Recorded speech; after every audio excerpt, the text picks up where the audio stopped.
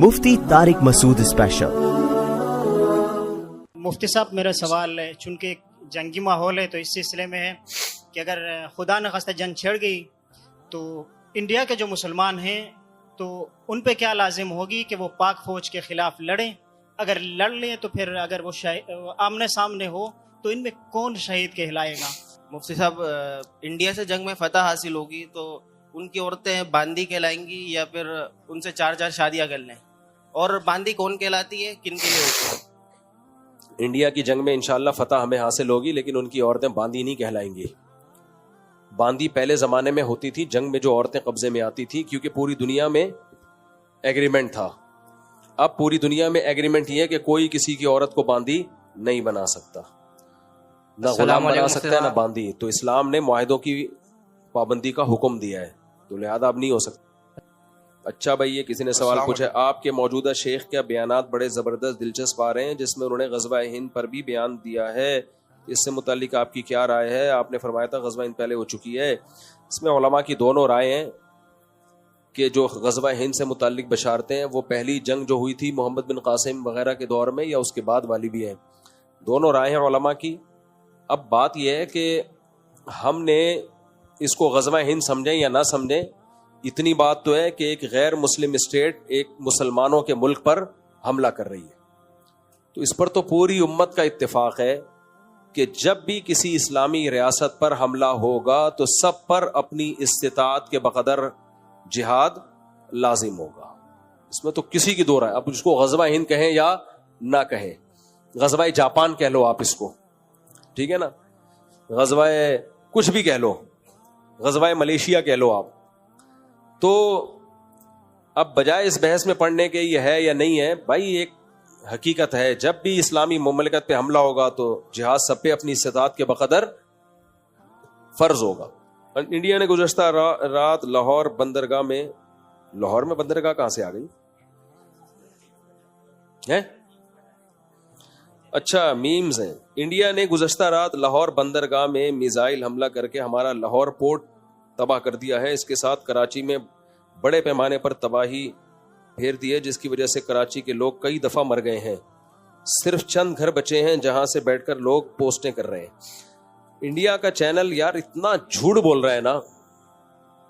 मजीद हमारे 2 F-16 गिराकर हमारे पायलट चाहत फतेह अली खान को गिरफ्तार भी कर लिया गया है। ये क्या लिखा हुआ है आगे? इन सब के बाद फाइनली हमारी आर्मी चीफ साहब को भी गिरफ्तार कर लिया गया। सूरत हाल में कौम क्या करे यार। इतनी देखो, जब जंग होती है ना तो बहुत लंबी लंबी फेंकी जाती है। आज सुबह किसी ने वीडियो भेजी किसी दूसरे कंट्री से कि कराची एयरपोर्ट को चारों तरफ से घेर लिया गया इंडियन ने और ये हो गया। मैंने कहा भाई अब तो कुछ भी नहीं हुआ, अल्लाह का शुक्र है, बैठे हुए। थोड़े बहुत तो होता ही है, वो तो जब जंग होती है तो कुछ ना कुछ तो नुकसान होता ही है, तो प्रोपेगेंडे का शिकार ना हो। अभी मोदी इतनी बौखलाहट का शिकार है, खुद ही अपने मुल्क में मजीद धमाके करा रहा है। वो ये कर दिया, वो कर दिया, इतने लोग मर गए, ये कर दिया, वो कर दिया। वो चाह रहा है कुछ हो भाई, कुछ हलचल पैदा हो, क्योंकि उसने अभी इलेक्शन आ रहे हैं, उसके लिए वोट चाहिए उसको। काम तो धेले का नहीं किया उसने इंडिया में, सही है ना। तो फिर यही तरीका होता है वोटिंग के लिए। तो तो हमारे ISPR का बयान आया है, भाई अगर हमने हमला किया होता ना तो हम बताते हमने किया है, और इंडिया इसको छुपाता। हमने नहीं किया, इसलिए इंडिया इसको क्या कर रहा है, उछाल रहा है। जब भी कोई फौज हमला करती है तो चाहती है कि दुनिया को नजर आए हमने ये कर दिया। जैसे 5 तैयारे गिराए, मेरे पास जो रिपोर्ट है वो 7 तैयारों की है, लेकिन ऑफिशियली जो ऐलान हुआ है वो 5 तैयारों का हुआ है, तो चलो 5 ही मान लेते हैं उसको। तो 5 तैयारे गिराए, तो उन्होंने बताया ना हमने गिराए हैं। तो पाकिस्तान जो काम करेगा वो बता देगा कि ये हमने किया है, लेकिन बात यह है कि वो खुद ही शोर शराबा, इधर हमने ये कर दिया और उन्होंने ये कर दिया, ऐसे चल रहा है। कुछ हो, लेकिन हम बहुत ढीठ लोग हैं, हमें नहीं हो रहा कुछ, हमें कुछ नहीं हो रहा। अच्छा, इंडिया में ना वोट मिलता है पाकिस्तान दुश्मनी की बेस पे। मुझे वोट दो, मैं पाकिस्तान की ईंट सेंट बजा दूंगा, मैं ये कर दूंगा, मैं यूं। पाकिस्तान में इस बेस पे वोट नहीं मिलता। अगर कोई यहां सियासी लीडर खड़ा हो और बोले मैं इंडिया की ऐसी की तैसी कर दूंगा, इलेक्शन में जीतेगा ही नहीं वो। हमारे लोग बोलेंगे क्यों कर देगा भाई, उनको रहने दो, आराम से जीने दो यार। تو اس سے پتہ چلتا ہے جو عسکری لحاظ سے اسٹیبل ہوتے ہیں نا وہ گھبرائے ہوئے نہیں ہوتے, وہ بلا وجہ کی بھڑکیاں نہیں مار رہے ہوتے, بلا وجہ کی دھمکیاں نہیں دے رہے ہوتے. وہ تو ہمارے ہاں اس بیس پہ ووٹ نہیں ملتا کہ میں انڈیا کی ایسی کی تیسی کر دوں گا, میں واٹ لگا دوں گا. کوئی مجھے نہیں یاد پڑتا کسی سیاستدان نے کہا کہ مجھے ووٹ دو میں یہ کر دوں گا, میں وہ کر دوں گا. اگر کوئی سیاستدان یہ نعرہ لگائے تو ووٹ ملیں گے ہی نہیں اس کو, اس لیے لگاتے ہیں. انڈیا میں ووٹ اس بیس پہ, جو شدت پسند ہندو ہیں ان کی بات کر رہا ہوں, ان کی طرف سے ووٹ اسی بیس پہ ملتا ہے کہ میں پاکستان کی واٹ بھائی پاکستان کا رقبہ تمہارے لحاظ سے بہت تھوڑا ہے, آبادی تمہارے لحاظ سے بہت کم ہے, فوج کی تعداد تمہارے لحاظ سے بہت تھوڑی ہے, پھر بھی تم میں یہ کر دوں گا میں وہ کر دوں گا. اس کا مطلب گھبرا تم رہے ہو اور ہمیں یہ شو کر رہے ہو کہ ہم گھبرا رہے ہیں. ہم نہیں گھبرا رہے. ہمارے یہاں میمز پہ میمز بنی چلی جا رہی ہیں, بنی چلی جا رہی ہے میمز پہ میمز. کل ایک صاحب مجھ سے ملے اور کہنے لگے یہ کیا تماشا لگایا ہوا ہے یار, یہ کوئی جنگ ہے؟ ادھر سے ایک ڈرون آ گیا, یوں آ گیا, ایک جنگ ہے. میں نے کہا ٹھیک ہے میں مودی سے بات کرتا ہوں, کوئی بڑا میزائل بھیجے یار, ان کو سمجھ میں نہیں آ رہا. میں نے کہا کیا بات کر رہے ہو, اچھا ہے نا نہیں ہو رہی, اچھا ہے نہیں ہو رہی. تو وہ ان کو پاکستانیوں کو اس پہ اشکال ہو رہا ہے کیوں نہیں ہو رہی, یہ کیا مذاق لگایا ہوا ہے, ادھر سے ڈرون آ گیا ادھر سے میزائل آ گیا, کیا مذاق لگایا ہوا ہے. تو میں نے کہا خوش کو یار اچھا ہے نا. مجھے غصہ بھی آ رہا تھا ان کے اوپر, ہنسی بھی آ رہی تھی. میں نے کہا میں مودی سے رابطہ کرتا ہوں بھائی, ہماری قوم کہہ رہی ہے کیا اور مذاق لگایا ہوا ہے. شکر کرو کوئی میزائل خدا نخواستہ گر گیا تو پھر بولو گے یہ کیا ہو گیا.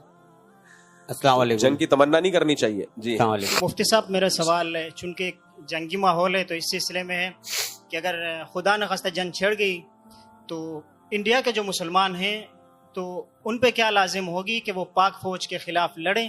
اگر لڑ لیں تو پھر اگر وہ آمنے سامنے ہو تو ان میں کون شہید کہلائے گا؟ ظالم کا ساتھ دینا کسی قیمت میں جائز نہیں ہے, چاہے مسلمان ہی کیوں نہ ہو, تو کسی قیمت پہ جائز نہیں ہے. ہاں انڈیا کے جو مسلمان ہیں وہ مجبور ہیں اس وقت. ہم لوگ ان کو ترغیب دیتے ہیں کہ تم مودی کے خلاف کھڑے ہو جاؤ, تم انڈیا کے خلاف کھڑے. بھائی وہ جس حالات میں رہ رہے ہیں وہ صبح و شام یہ نعرے لگا رہے ہیں کہ ہم انڈیا سے محبت کرتے ہیں, مودی حکومت یہ ماننے کے لیے تیار نہیں ہے. جو اس نے مسلمانوں پہ ظلم کے پہاڑ توڑے ہوئے ہیں وہاں بہت قسمہ پرسی کی حالت میں, سوائے چند لوگوں کے, نارملی حالات مسلمانوں کے انڈیا میں اچھے نہیں ہیں. مسجدیں گرائی, صبح شام ویڈیوز آ رہی ہوتی ہیں.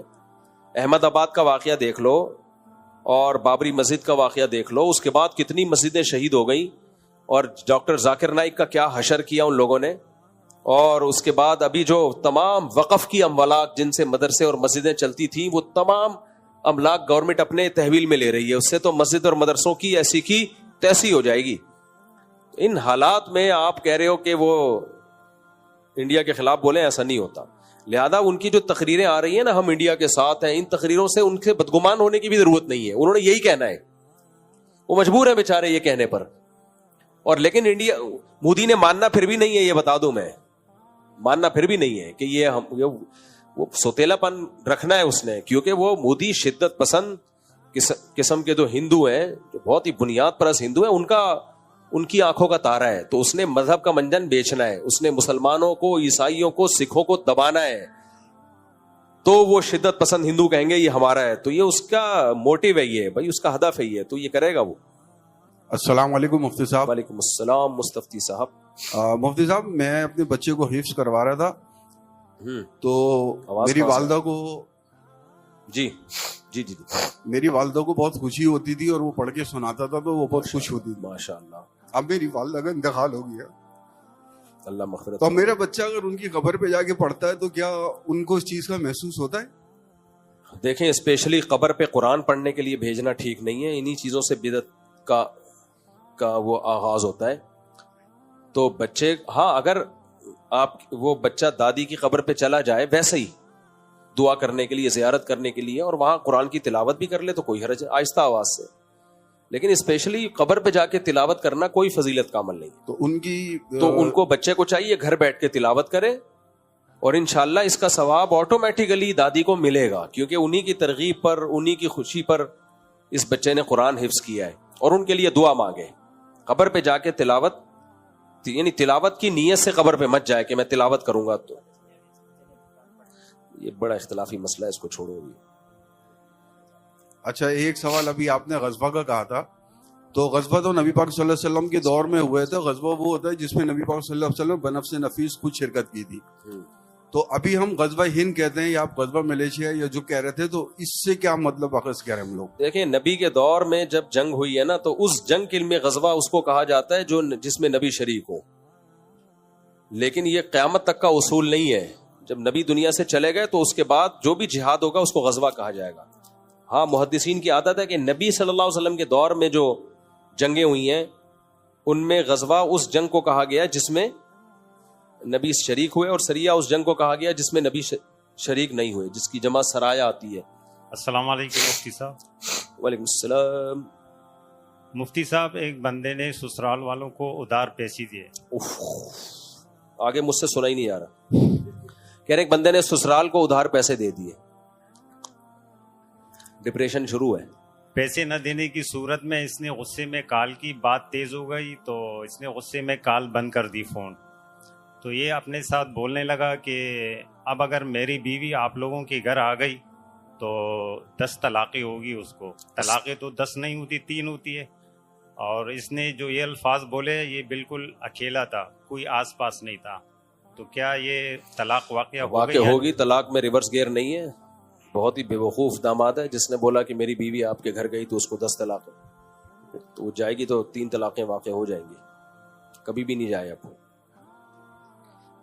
اب یا تو یوں کر لیا جائے کہ پہلے اگر کبھی طلاق نہیں دی ہے تو بیوی کو 1 طلاق بائن دی جائے. بائن کا مطلب ہوتا ہے نکاح ٹوٹ گیا. جب 1 طلاق بائن دی جائے گی تو نکاح ٹوٹ جائے گا. 3 مینسز گزرے، بیوی کے پوری عدت پوری کرے. عدت پوری کر کے نکاح بالکل لیا، ختم. پھر وہ جائے اپنے ماں باپ کے گھر، بیوی چلی جائے اپنے ماں باپ کے گھر. تو اب طلاق شرط پوری ہو گئی، لیکن طلاق اس لیے واقع نہیں ہوئی کہ نکاح بھی ختم اور عدت بھی ختم. تو یہ قسم پوری ہو جائے گی. پھر دوبارہ اس سے 2 گواہوں کی موجودگی میں دوبارہ نکاح کر لے. دوبارہ نکاح کرے گا تو اب دوبارہ ماں باپ کے گھر جانے سے طلاق واقع نہیں ہوگی، کیونکہ وہ قسم مکمل کمپلیٹ ہو چکی ہے. تو اب یہ تدبیر کرنی پڑے گی، اس کے بغیر کوئی حل ہے نہیں. مفتی صاحب مجھ سے میں نے آپ سے کچھ سوال کرنے، 2-3 چھوٹے چھوٹے سوال ہیں. جیسا کہ ایک ہے کہ نماز، جو اگر کسی کے بندے کا نماز پڑھنے کا دل نہیں چاہ رہا، مثال کے طور پہ فجر کی کہتے ہیں جب اللہ راضی ہوتا ہے تو بندے کا دل چاہتا ہے. فجر کی نماز پڑھنے کا دل چاہے گا اللہ راضی ہوگا تو، اور اللہ راضی ہوگا تو اسی طرح ظہر کا، عصر کا، مغرب کا اور عشاء کا. اور اگر اللہ راضی نہیں ہوگا تو بندے کا دل ہی نہیں چاہ رہا ہوگا نماز پڑھنے کا. دوسرا سوال یہ ہے میرا، اگر کوئی بندہ جمعہ نہیں پڑھ رہا، یعنی کہ نمازیں تو ویسے بھی نہیں پڑھ رہا، جمعے کی نماز پڑھنے بھی نہیں جا رہا وہ، اور کہتے ہیں کہ 4 جمعے اگر نہیں کرو تو دائرہ اسلام سے بندہ خارج ہو جاتا ہے. تو ان کے بارے میں 3 جمعے اگر کوئی نہیں پڑھے تو حدیث میں آتا ہے کافر ہو جاتا ہے، یعنی اس کے دل پہ بہت سیاہ مہر لگ جاتی ہے. کافر تو پھر بھی نہیں ہوتا، کسی عمل سے کافر نہیں ہوتا انسان. لیکن اور دیکھا ہے ہم نے جن لوگوں نے جمعہ بھی چھوڑنا شروع کیا پھر وہ مرتد ہو کے مرے ہیں، کیونکہ ان کے دل میں اسلام کی پھر کوئی ویلیو نہیں رہتی. تو جمعہ تو ہر برے سے برا انسان بھی پڑھ ہی لیتا ہے. تو یہ ایسی سخت مہر لگ جاتی ہے دل کے اوپر.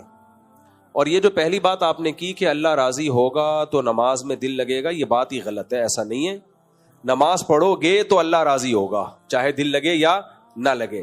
بلکہ دل نہ لگ رہا ہو پھر نماز پڑھو گے تو ڈبل راضی ہوگا، کیونکہ اس میں مشقت زیادہ ہے. تو جس نیکی میں بھی مشکل زیادہ اس میں اللہ زیادہ راضی ہوتا ہے. اچھا ایک سوال میں نے آپ کو بولا تھا، ایک اور میرا سوال ہے کہ جب میں تقریباً 12-13 سال کا تھا اس وقت ایسا ہوا تھا، اہل تشیع کچھ لڑکے تھے جو کہ اس وقت گالیاں بک رہے تھے خلفائے راشدین کو. تو نعوذ باللہ انہوں نے مغالطات بکی اور گالیاں بکی. تو پھر میں نے اپنے جس مسجد میں نماز پڑھنے جاتا تھا تو میں نے ان کو، امام کو جا کے بتایا، تو انہوں نے اس وقت مجھے کہا کہ ایسا جو شخص ہوتا ہے وہ قتل، واجب القتل کہلاتا ہے.